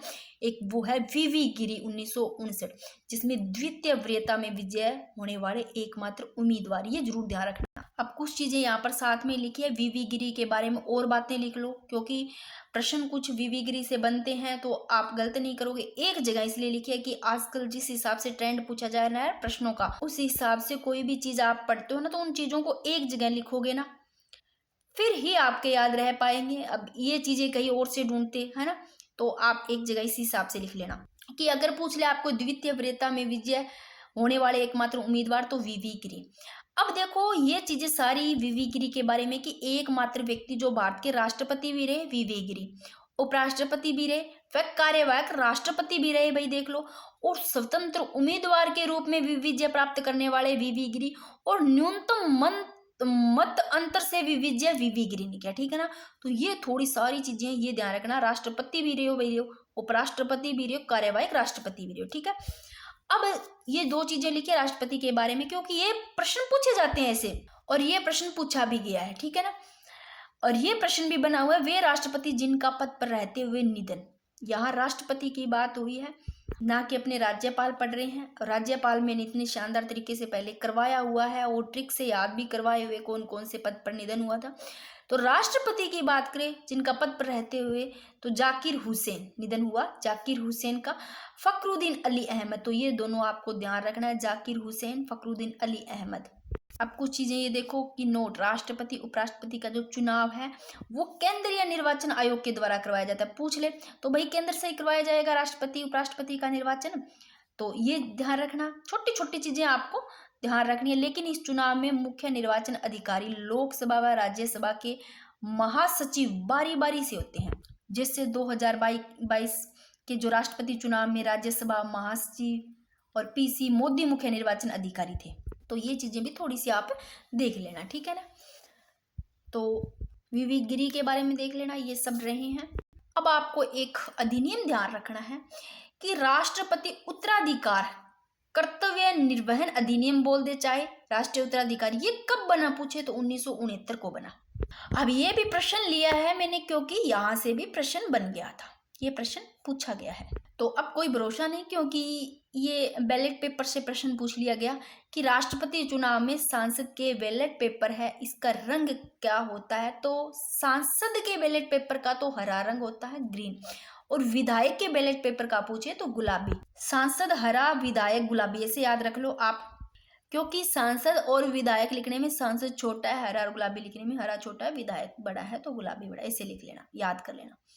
यदि राष्ट्रपति उपराष्ट्रपति चुनाव में विवाद हो जाए, यदि राष्ट्रपति उपराष्ट्रपति मान लो दोनों में क्या हो जाए, विवाद हो जाए, तो इसकी सुनवाई किसके द्वारा की जाएगी, तो उच्चतम न्यायालय जो सुप्रीम कोर्ट है उसके द्वारा की जाएगी। इन दोनों में अगर चुनाव में इन दोनों में विवाद होता है तो सुप्रीम कोर्ट के द्वारा। छोटी छोटी चीजें आपको ध्यान रखनी। फिर नेक्स्ट नोट, एक नोट लगा के ये लिखना कि डॉक्टर खर्रे बनाम इलेक्शन कमीशन ऑफ इंडिया 1957 में, कौन सा है, डॉक्टर खर्रे बनाम इलेक्शन कमीशन ऑफ इंडिया 1957। इसमें सुप्रीम कोर्ट जो उच्चतम न्यायालय है, उच्चतम न्यायालय ने कहा कि राष्ट्रपति के कार्यकाल से पूर्व नए राष्ट्रपति का चुनाव करवाना अनिवार्य है, एवं चुनाव के समय यदि लोकसभा या विधानसभा भंग हो जाए तो भी राष्ट्रपति का चुनाव अपनी नियत तिथि को ही संपन्न होगा। मान लो राष्ट्रपति है, उसका कार्यकाल जितना है वो दिया हुआ है, उस कार्यकाल से पहले नए राष्ट्रपति को चुनाव कराना जरूरी है, और चुनाव के समय यदि लोकसभा या विधानसभा मान लो भंग हो जाए चुनाव के समय ये, तो राष्ट्रपति का जो चुनाव है अपनी जो नियत तिथि उसी तिथि को क्या कराया जाएगा, संपन्न करवाया जाएगा। नेक्स्ट आर्टिकल 60 में है राष्ट्रपति की शपथ, क्योंकि 55 के बाद में जितने भी आते हैं, देखो 58 में अपनों ने पढ़ा था, 58 में योग्यताएं पढ़ी गई थी, और 59 में क्या पढ़ी थी, ये लो एक बार आप पढ़ लो इनको फिर से, कि 52 में राष्ट्रपति, 53 में राष्ट्रपति में निहित जो देश की समस्त कार्यपालिका वो राष्ट्रपति में निहित होगी। 54 में निर्वाचक मंडल, 55 में निर्वाचन प्रक्रिया, 56 में कार्यकाल, 57 में पुनर्निर्वाचन। 56 में क्या है, पहले 56 में कार्यकाल। अब कार्यकाल देख लेते हैं थोड़ा सा 56 का, ठीक है ना। तो निर्वाचक मंडल पढ़ लिया, निर्वाचन प्रक्रिया पढ़ ली, क्या क्या प्रक्रिया है, और 56 में जो कार्यकाल है राष्ट्रपति का ये एक बार देख लेते हैं। ये लो 56 में है कार्यकाल। अब इसमें कुछ चीजें आपको ध्यान रखनी है जो मैंने लिखे। एक तो 56(1) और एक 56(1) कै ध्यान रखना है, एक ख ध्यान रखना है, 56(1) ख, एक 56(1) ग, और एक 56(1) और 56(2) आपको ध्यान रखना है। क्या क्या इसमें है। अगर सीधा आता है कि राष्ट्रपति का कार्यकाल कौन से आर्टिकल में है तो 56 सीधा ही ठोक देना, ठीक है। अगर आपको पूछे 56(1) में क्या बात कहेगी है कि राष्ट्रपति का जो कार्यकाल है पद ग्रहण करने से, जिस दिन पद ग्रहण किया है, पद ग्रहण किया था उससे 5 वर्ष होगा, यानी कि 5 साल है इसका राष्ट्रपति का कार्यकाल। बट 56(1) कै में बोला है कि राष्ट्रपति किसको त्याग पत्र देंगे, उपराष्ट्रपति को। 56(1) कै में राष्ट्रपति उपराष्ट्रपति को त्याग पत्र देंगे भाई राष्ट्रपति, तो राष्ट्रपति अपना त्याग पत्र उपराष्ट्रपति को। फिर 56(1) ख में क्या बात है कि संविधान का मान लो उल्लंघन होता है या अतिक्रमण, एक ही बात है, उल्लंघन या अतिक्रमण के आधार पर राष्ट्रपति को महाभियोग की प्रक्रिया द्वारा हटाया जा सकता है। अब राष्ट्रपति को क्यों, किस कारण से हटाया जाता है, अगर संविधान का उल्लंघन होता है या अतिक्रमण, इसके आधार पर ही राष्ट्रपति को हटाया जाता है। पर हटाया कैसे जाएगा, कौन सी प्रक्रिया द्वारा, महाभियोग की प्रक्रिया द्वारा हटाया जाता है, सीधा नहीं हटा सकते राष्ट्रपति को। ये प्रक्रिया ये पढ़ेंगे महाभियोग की प्रक्रिया कैसे होती है। जिसमें महाभियोग की बात करें तो ये तो है अनुच्छेद 61 में, बट अनुच्छेद जो 56 है इसमें महाभियोग चलाकर हटाया जा सकता है, ठीक है। फिर 56(2) में क्या है, 56(2) में उपराष्ट्रपति द्वारा त्याग पत्र की तुरंत सूचना लोकसभा अध्यक्ष को देनी होगी। देखो राष्ट्रपति त्याग पत्र की न देवेगो भाई, उपराष्ट्रपति न देवेगो। और 56(2) आ बात के है कि उपराष्ट्रपति द्वारा त्याग पत्र की जबकि सूचना है ना बात तुरंत देवेगो लोकसभा अध्यक्ष ने देनी पड़ेगी। उपराष्ट्रपति ने भी हाँ त्याग पत्र दे दियो राष्ट्रपति, आ बात लोकसभा अध्यक्ष ने तुरंत देनी पड़ेगी। तो एक बार फिर से देख लो अनुच्छेद 56 में क्या क्या है भाई। एक तो राष्ट्रपति को कार्यकाल जक दिन पद ग्रहण करो भी लेके 5 वर्ष तक हुआ वो 56(1). 2 में 56(1) कै में क्या है कि राष्ट्रपति त्याग पत्र उपराष्ट्रपति ने देगो। 56(1) कै में है कि भाई राष्ट्रपति ने हटायो किया जा सका है, एक तो महाभियोग प्रक्रिया द्वारा, बट क्यों, कारण क्या है कि संविधान का मान लो उल्लंघन करता है, संविधान के अतिक्रमण के आधार पर हटाया जा सकता है, ऐसे नहीं। और 56(1) ग में तो पढ़ा ही नहीं। 56(1) ग में है कि जब तक राष्ट्रपति का उत्तराधिकारी पद दान न करे तब तक राष्ट्रपति अपने पद पर रहेगा। यानी कि भाई राष्ट्रपति है, राष्ट्रपति को हटाया जा सकता है, यानी कि इनका जो कार्यकाल होता है वो तो लगभग 5 वर्ष तक आपको पता है होता है। बट जब तक मान लो राष्ट्रपति का उत्तराधिकारी नया कोई पद दान नहीं करता तब तक वो रहेगा पद पर, तो अपने पद पर बना रहेगा, चाहे उसका 5 वर्ष कंप्लीट हो जाए, नया नहीं आया तब तक वो रहेगा। और 56(2) में है कि उपराष्ट्रपति द्वारा त्याग पत्र की तुरंत सूचना देगा वो उपराष्ट्रपति भी कि राष्ट्रपति ने त्याग पत्र लोकसभा अध्यक्ष को देनी होगी। लो भाई 52 में पढ़ो राष्ट्रपति, 53 में यो पढ़ो, 54 में निर्वाचन मंडल, 55 में निर्वाचन प्रक्रिया पढ़ी, 56 में कार्यकाल पढ़ा आप लोगों ने, कार्यकाल क्या है, 57 में है पुनर्निर्वाचन, 58 में पढ़ ली योग्यताएं क्या क्या है, ये रही योग्यताएं फिर से देख लो। भारतीय को नागरिक होना चाहिए, न्यूनतम आयु 35 वर्ष है और लोकसभा सदस्य बनने जैसी योग्यता और कोई भी लाभ के पद पर नहीं हो। और ये जो लाभ के पद शामिल नहीं होते राष्ट्रपति, उपराष्ट्रपति, राज्यपाल, संघ एवं राज्य के मंत्री इनमें, ठीक है ना। और 59 में पढ़िए शर्तें क्या क्या है। ये शर्तें यही है कि वो संसद या विधानमंडल को सदस्य नहीं होना चाहिए, किसी भी संसद अगर है तो वो त्याग पत्र दे दे। 59 में ये बात कहते हैं अथवा अन्यथा पद धारण करता है अपने आप ही क्या सदस्यता समाप्त हो जाए, लाभ का पद पर धारण नहीं करे अभी कोई भी, और बिना निःशुल्क जो शासकीय आवास है बिंगो हक होएगो, और वेतन भत्तों में लाभकारी परिवर्तन नहीं की जा सकती। और 60 में पढ़ेंगे शपथ पढ़ेंगे, 61 में महाभियोग इस कैसे हटाया जा सकता है, और 57 में पूर्ण निर्वाचन पढ़े थे। देखो 56 पढ़ लिया कार्यकाल, एक बार देख लो कि अनुच्छेद 57 में क्या है कि पूर्ण निर्वाचन के लिए पात्रता, यानी कि वापस पूर्ण निर्वाचन के लिए क्या राष्ट्रपति एक से अधिक बार निर्वाचन कर सकते हैं, पुनर्निर्वाचन के लिए पात्र है, एक से अधिक बार है राष्ट्रपति।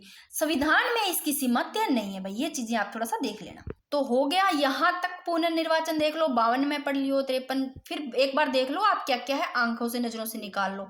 54 में निर्वाचक मंडल, 55 में निर्वाचक प्रक्रिया, 56 में कार्यकाल, 57 में पुनर्निर्वाचन।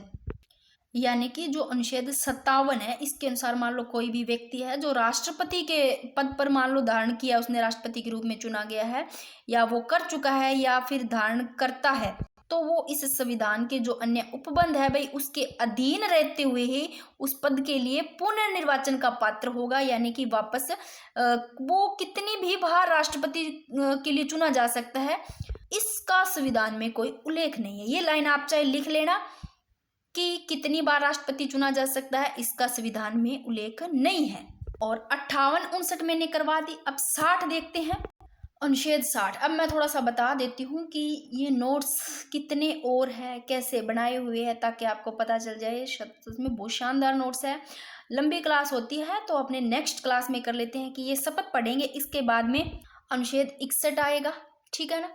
एक एक चीज़, कल मैंने प्रश्नों शायद टेलीग्राम पे इसके बारे में कुछ क्वेश्चन डाले थे, क्योंकि मैंने पहले डाले ताकि आपको थोड़ा पता हो कि हमारी किस प्रकार से याद है, और जब आप पढ़ते हो तो आपको कैसे याद रहते हैं। तो आप लोगों ने, कईयों ने गलत भी किया था, शायद राष्ट्रपति टॉपिक जिन्होंने पढ़ा है उन्होंने सही कर दिया होगा। तो ये करेंगे। इसके बाद में क्या आती है देख लो आप, इतने शानदार नोट्स बनाए हुए हैं। फिर राष्ट्रपति की शक्तियाँ करेंगे, जिसमें सामान्यकालीन शक्तियाँ और आपातकालीन शक्तियाँ आती है। आर्टिकल ये सब लिखे हुए हैं, शानदार तरीके से सारे करेंगे। फिर इस हिसाब से मैंने राष्ट्रपति की कार्यपालिका जो शक्तियाँ हैं वो लिखी है।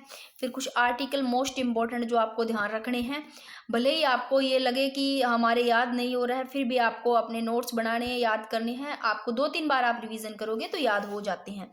फिर इस हिसाब से मैंने आगे जितने भी ये है, ये कौन कौन से, इन तीनों का गठन देखना है आपको इसमें। फिर मैंने एक जगह लिख दी कि राष्ट्रपति द्वारा की जाने वाली नियुक्तियां, ठीक है ना, किन किन की होती है, ये देखनी है आपको।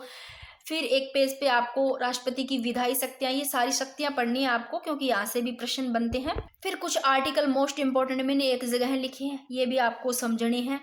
तो ये राष्ट्रपति टॉपिक छोटा नहीं है, काफ़ी बड़ा है, फिर भी मैं कोशिश करती हूँ कि आपको क्लास में याद हो जाए, इस प्रकार समझाने की मेरी ये पूरी कोशिश रहती है। तो ये सारे की सारी इम्पोर्टेंट है चीज़ें। फिर आता है ये, और जो इम्पोर्टेंट अनुच्छेद है इसमें ही राष्ट्रपति टॉपिक में, क्योंकि ये जब आप कहीं से पढ़ते हो ना, तो आपको लगभग 4-5 घंटे होता है, जो ये सारे नोट्स कवर होते हैं, जिसमें घंटे लगते हैं और आपका टाइम भी बर्बाद होता है। तो आपको एक बार ये अच्छे से नोट्स बना लेने हैं, ताकि आपको कहीं बार बार भटकना ना पड़े, आप अपने नोट्स से तैयारी कर लो। तो छोटा नहीं है टॉपिक, खुद देख लो। फिर ये अध्यादेश वाला आ जाता है, ठीक है, सारे पढ़ने पड़ेंगे आपको। कोई 1 घंटे में राष्ट्रपति टॉपिक नहीं होता है, फिर 1 घंटा खराब कराने का कोई फायदा नहीं है। आप लोगों ने, ऐसे प्रश्न नहीं बनते हैं। फिर न्यायिक शक्तियाँ पढ़नी है आपको, फिर क्षमादान शक्तियाँ, ये सब आपको पढ़ने हैं इसमें। तो मुझे नहीं लगता इस क्लास में अपने कर पाएंगे, एक क्लास और हो जाती है तो सही रहता, क्योंकि आप भी बोर हो जाओगे। तो राष्ट्रपति की वित्तीय शक्तियाँ पढ़ेंगे। फिर ये आपातकालीन शक्तियों में मैंने एक जगह लिख करके फिर इस प्रकार समझाया है। 3 बार अब तक राष्ट्रीय जो आपातकालीन की घोषणा की 3 बार लग चुका है। ये सारे आपको इसी तरह नोट्स बनाने, ऐसे ही पढ़ना है। फिर ये देख लो, जो अब तक 3 बार राष्ट्रीय आपातकाल लगा, उस समय प्रधानमंत्री कौन थे, कौन से समय में लगा 3 बार, ये 1962 में, फिर 1971 में, 1975 में। प्रधानमंत्री ये थे, राष्ट्रपति ये थे जब राष्ट्रीय आपातकाल इस समय लगा, ठीक है ना। प्रभाव ये सारे आपको देखने हैं। अब मैं ये पहले दिखाऊं तो आपका ऐसे खुद हिल जाओगे भी, हाँ नोट्स ज़्यादा है, पर ये पढ़ोगे तभी आपका राष्ट्रपति एक टॉपिक कवर होगा।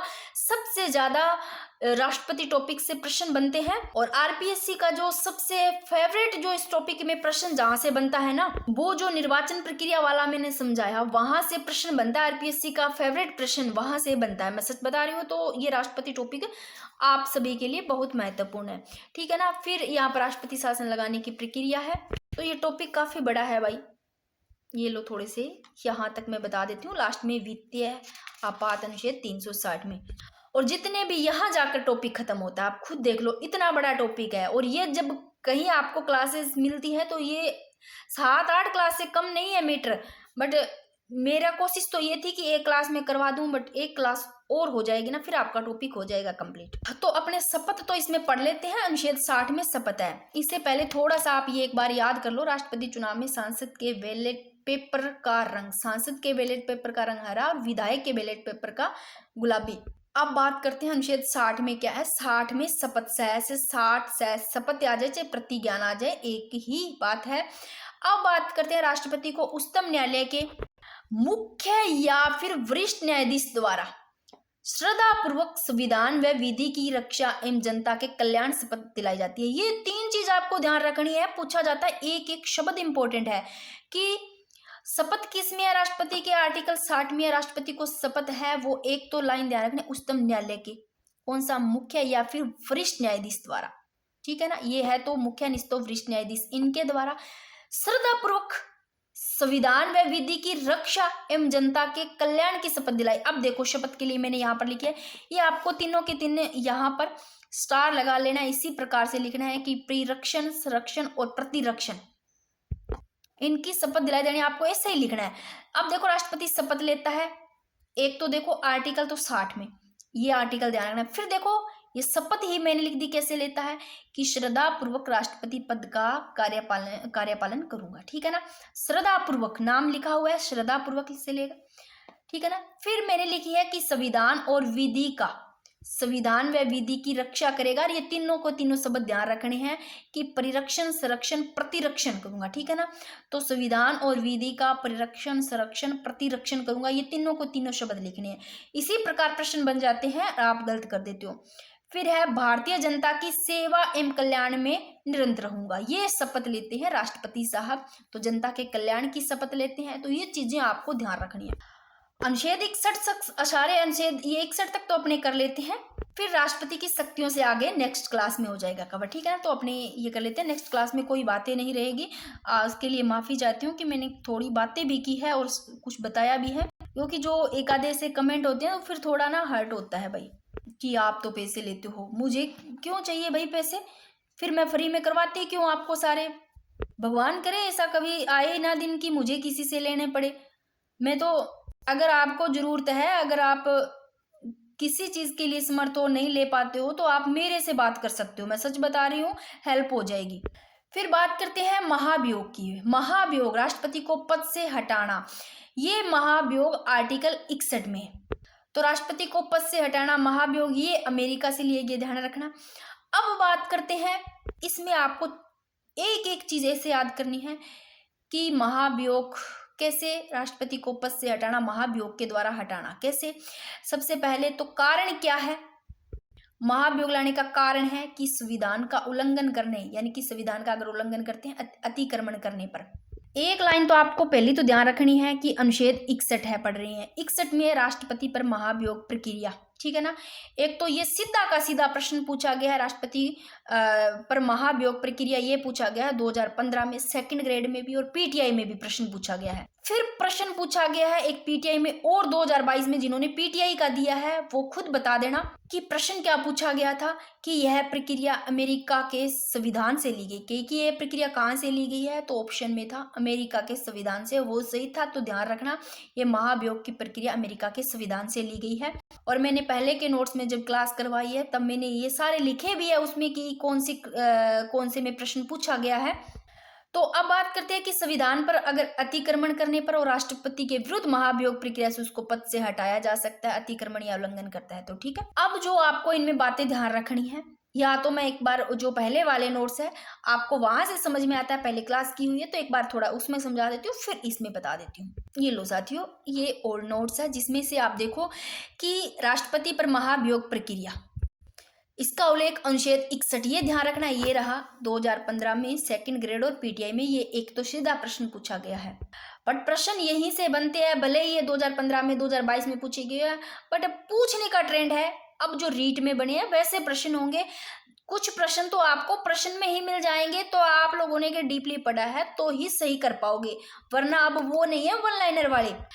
तो उसमें पूछा जा सकता है कथनों में अमेरिका से नहीं ग्रहण की गई, ऐसे पूछा जा सकता है। तो ये जो प्रक्रिया अमेरिका से ग्रहण की गई है, संविधान पर अतिक्रमण करने पर राष्ट्रपति के विरुद्ध महाभियोग प्रक्रिया से उसे पद से हटाया जा सकता है।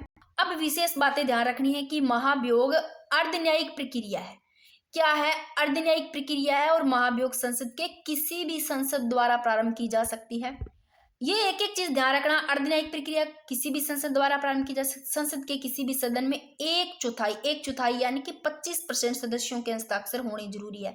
हस्ताक्षर तो 25% सदस्यों का जरूरी है भाई, अगर महाभियोग की प्रक्रिया लानी है, ठीक है ना। इससे महाभियोग की प्रक्रिया से हटाना है राष्ट्रपति को, तो साइन कितना होना जाना, कोई भी देखो किसी भी सदन में प्रारंभ की जा सकता है, बट जो का साइन है वो 1/4 4 सदस्य प्रस्ताव लेकर के महाभियोग प्रारंभ कर सकते हैं, तब हटाया जाएगा, यानी कि 1/4 यानी कि 25% सदस्यों के साइन होने जरूरी है। फिर संसद के दोनों सदनों में 2/3 बहुमत से राष्ट्रपति को पद से हटाया जा सकता है। भाई दोनों सदन है, चाहे तो किस्सा को बोले, दोनों सदनों में 2/3 बहुमत से राष्ट्रपति को पद से हटाया जा सकता है।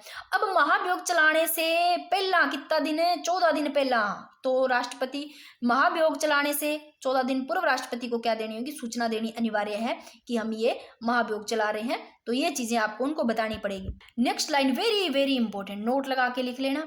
और 2010 में पूछा हुआ है कि अभी तक किसी भी राष्ट्रपति के विरुद्ध महाभियोग नहीं चलाया गया है। भाई नोट, शक्तियों का विभाजन भारतीय संघात्मक व्यवस्था की प्रमुख विशेषता है।